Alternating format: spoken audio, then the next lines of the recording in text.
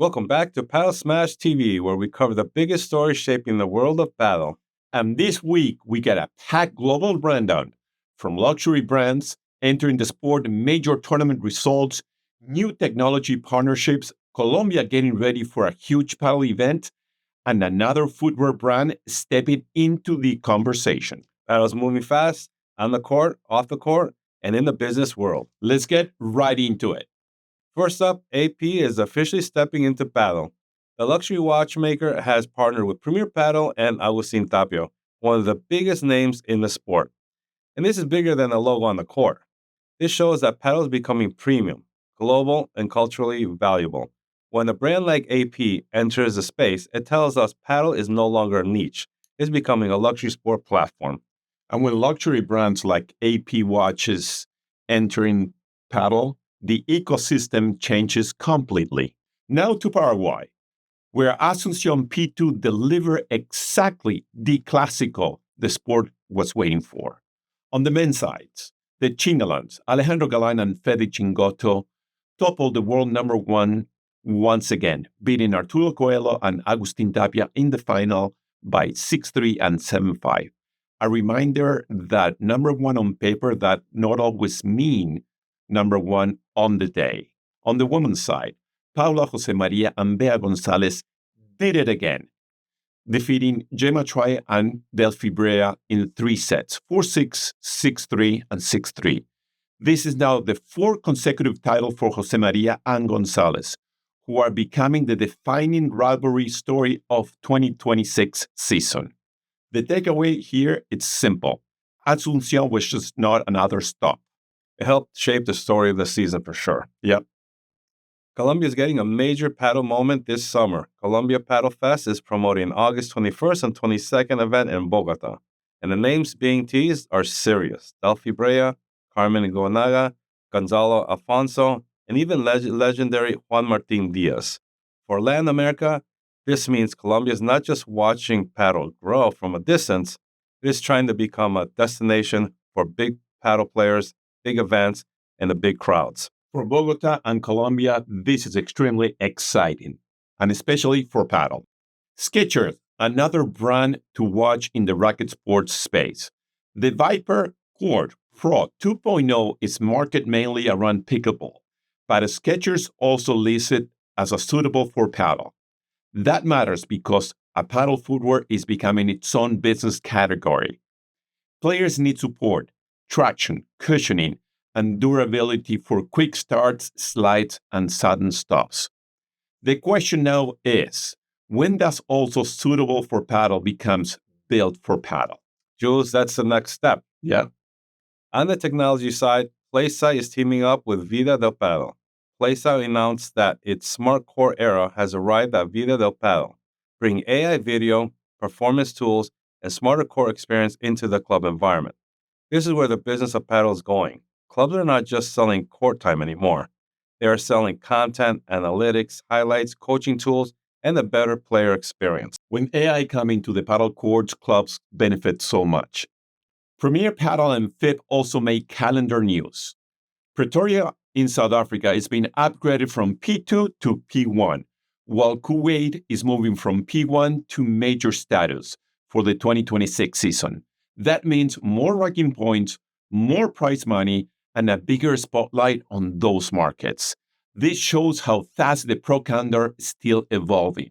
Padel is trying to balance growth, player priorities, commercial opportunities, and a truly global tour. And the map keeps expanding, Jules. In London, Padel Social Club has raised £5.5 million to expand across central London. The group, which counts Stormzy among its investors, is adding 3 new locations and 17 courts in Paddington, the O2, and the Kentish town. This is exactly what makes UK market interesting. Demand is high, courts are limited, and lifestyle-driven operators are now raising real capital to scale. London is becoming a serious investment story. I love when investors are really putting the money behind it. Liverpool, the Liverpool Football Club home, is also becoming a serious paddle market. Ignite Padel is planning a new Hunts Cross venue with 11 paddle courts and more than 34,000 square feet of space. This will be another major addition to a region that already has multiple paddle projects in motion. The bigger point in this, the UK paddle story is not only London. Regional cities are now building large-scale venues that show real demand across the country. That is how sport becomes national. Another UK story, the LTA, National Paddle Operator Forum, is being described as a major moment for British paddle. The forum brought operators together with a governing body to talk growth, participation, and the next phase of the sport. This matters because once a sport grows quickly, the next challenge is structure. How do you turn awareness into regular players, strong venues, and a sustainable ecosystem? That's the biggest question for all paddle clubs around the world. It goes back to, club management, coaches, and having the right ecosystem in place. FIP also announced a major youth development story. The FIP Junior Asia Paddle Cup is set for November 7th through the 14th in Indonesia. This put the spotlight in the next generation of Asian players. Global growth and junior competition really matters. You cannot build a sport only through clubs and pro events. You need a pathway for young players, national teams, and regional competition. Jules, there's no future without junior paddle players. Babolat and Lamborghini are at it again with the new BL.001 paddle racket designs. The collaboration brings together Babolat's racket expertise with Lamborghini's carbon fiber and supercar identity. The new designs are being presented around Lamborghini Arena at Imola. For paddle, this is a fascinating product story. Brands are not just selling rackets anymore. They're selling rarity, lifestyle, design, and status. And let me tell you, I have played with that racket and it's absolutely beautiful. FlexiPadel is getting attention as an infrastructure solution for the sport. The idea is simple. Create a flexible foundation that lets courts be installed almost anywhere without major groundworks. That could matter a lot. One of the biggest barriers for paddle expansion is not demand. It is real estate, construction costs, permitting, and speed. Solutions like this could help clubs, resorts, and temporary events move faster. And faster deployments of paddle courts just means more exposure to the sport. In France, UCPA and Moraga Paddle Horizon are joining forces to accelerate the development of paddle and recreational sports. This is another example of paddle moving from independent club growth into broader institutional partnerships. That matters because when larger recreation groups, operators, and facilities are aligning around paddle, the sport gains infrastructure, programming incredibly fast. France is becoming another market to watch closely. And partnerships like this, it really helps paddle to grow worldwide, and especially in France. Finally, the Cupra Fit Tour continues to show how global paddle has become. FIP highlight Nika Slusiteva chasing another title in Thailand. While the tour calendar keeps spreading into new regions, this is important because the sport cannot rely only on top Premier Padel events. The FIP Tour is where more players get experience, more countries get events, and the next wave of professional players begins to develop. This is how global depth is built. And Indonesia is a hot market. That's where we're going. Today on Coffee and Talk, is paddle becoming a luxury brand sport? Now, Coffee and Talk is powered by Lavazza Gold Selection. Super delicious. Yeah, one of my faves, man. But anyways, going back to luxury brands, right? So let's talk about, this past week, AP, Audemars Piguet, moving into the paddle scene, sponsoring the Premier Padel, sponsoring Tapia. Coelho, sponsored by Rolex. And you have Galan with Hublot. Lamborghini coming up with paddle rackets, through Babolat. It's becoming a super niche, super luxury sport. What are your thoughts? That's where it looks like it's going. Yeah, it looks like it's heading that route. I think the some of the market, a percentage of the market, is missing that whole 80s tennis country club type of feel. That's kind of coming back with this new type of sport, which is obviously paddle. And I think it's leaning that way only because of the cost, right? So if you place a club in a great location, you're gonna pay a lot more per square foot. So you have to charge more. Yeah. The initial investment, the margins are smaller. You're just going to have to pay $30, $40, even $50 for an hour and a half on an individual. And for many, that's pretty expensive. You play 3 times a week, you're $150. You put a month, it starts adding up. Yeah, but let's go back a little bit on the story of paddle, and I think it's following the same line as tennis did back in the day. Tennis used to be a royalty sport. It was a very high-end sport. All the the well-known country clubs around the world will have tennis courts. The private homes of the million and billionaires going back 80, 100 years, they will have tennis courts. Now that shift is moving into paddle. Now we see that trend is moving. The millionaires and billionaires, you have the Beverly Hills, money tournaments there, and all the, if you go to the Middle East, all these kings and shahs and all that, they're having paddle as their cool sport in their yachts. Yes, in their yachts. So I think it's following that trend where back in Spain, if you go back in the history of paddle, Spain, back in the early 90s, it used to be a super high-end sport. I mean, it wasn't not even there.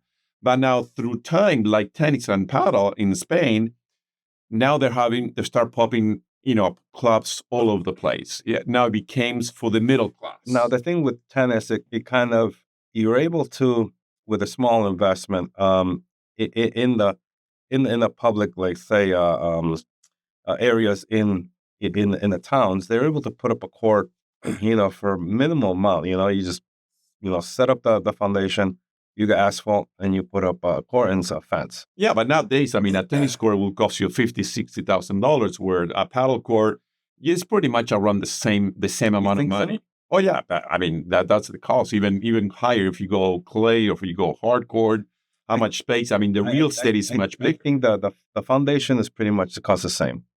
Yes. Right. So the only difference is the actual court, which costs you maybe $20,000 to $30,000, versus, let's say, the net of the tennis court, which, but in the post, I mean, how much can that cost you? So there's that difference there a little bit. Now, if there's already the asphalt there from a tennis, as I see a lot of people moving into the pickle, but they could easily put paddle there. I mean, that's still a $20,000-$30,000 investment for one court. Yes. Right now, I think it's still a premium sport, a luxury sport, but eventually it will trickle down into, the middle class, a much more accessible. And now you see it here in the United States where country clubs and condo owners, they're adding paddle. Yeah. And why is that? Because they have an empty tennis court. Now you can put up to 2 paddle courts, sometimes 3 paddle courts in one tennis court. Same real estate, but now you're adding 3 paddle courts or 2 paddle courts, where now you're doubling the usage of the players. Yes. And now that the more paddle there is, the more companies are going to make courts. Yeah. The cheaper the court are. Yeah. So that's another way of looking at it. But I think right now it's an expensive sport, not only for adults, but also for juniors. So if you're a junior and you're playing at school, like all different sports, this is an expensive sport. I remember as a kid, tennis was expensive for us too. You had to pay for that court. So I can only play maybe once a week. In summer, I play all day long. Now, paddle is, I think, probably more expensive than tennis. So our juniors supposed to play and also train. I mean, the cost for coaching down here is $150, $200 an hour. It's insane. But I think the more courts we have, the cheaper it will become. Of course. You know what I mean? It's the demand, you know what I mean? And the supply and demand thing. So the more courts, and now we're getting in the South Florida area, is getting to that point where now you see, club owners, private club owners trying to wiggle around. How can I attract more players by lowering the price? I think what you're seeing more, not just really that, what you're seeing is that each club is creating their own identity. Yeah. Who is their market? Yeah. So you have 1 or 2 that's really there for the high-end market.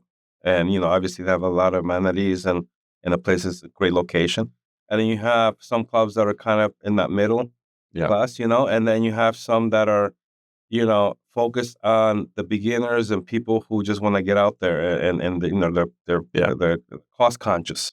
So I think now a lot of clubs are kind of focused on who is their market. But at the end of the day, even the cheapest one is still kind of pricey. Yeah, it is. Pay like I said, you play 2-3 times a week, plus you play a league, or you do, let's say, a clinic, or get on good with a coach, and that's not including just yourself. You include your wife or your kids. But it's the same. It's the same for tennis. Yeah. Tennis always was an expensive sport. But in tennis, you can go to the public, town, Yes. and play for free. But that's 80 years after, the growth. So I think and if you move worldwide, Indonesia is having a huge paddle boom. So the more supply, the more options on the menu for you to play luxury, premium luxury, or really cheap. Yeah, but they know. I mean, there's a reason why these high-end brands are going into this. Oh yeah, for sure. Because they know that most people who are playing are affluent. Yeah. So they can afford those luxury. I'm dying to see 2026 with all these big brands. Now we have we have Rolex, we have AP, we have Babolat, we have Lamborghini.